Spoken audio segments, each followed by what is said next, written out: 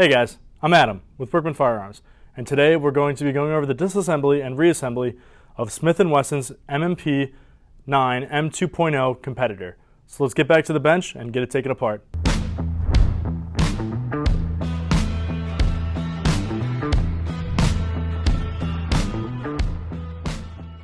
Alright, so let's get to the breakdown here of the M&P9 Competitor. We're going to start by clearing the firearm. So we're just going to remove that source of ammunition. We're going to pop right out, set the mag off to the side, lock the slide to the rear. We're going to physically and visually inspect the chamber and the mag well, and just do a double check here, and we see that everything is clear.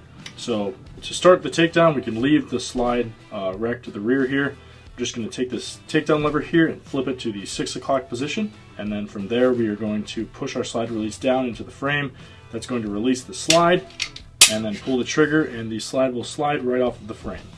From there, we can grease and clean the slide as needed, but for now it's as far broken down on the frame as we need it to be, so we're just going to set it off to the side here. I'm going to move to the slide. From there, we want to remove the recoil spring. To do that, we're just going to decompress it towards the front of the slide, and then take the recoil spring out and set it in our little parts bin so we don't lose it. From there, the slide is kind of locked in, so you can push up on the bottom here, and that's just going to dislodge it, and then you can bring it forward and pull it up and out from the slide. Now we can leave the barrel over there. Now the slide is as broken down as we need it to be. As you can tell, this one's already very lubed up, but you can clean it and lube it as needed. And then for the reassembly of the firearm, we're going to start with the slide and the barrel.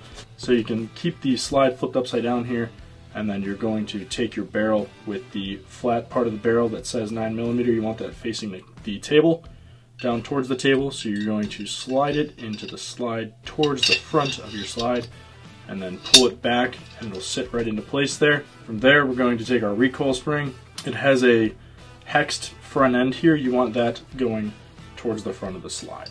So we're going to start by pushing that into the front of the slide, compressing the spring, and letting it sit right into the barrel on the little ledge that's on the barrel there. From there, our slide is all back together.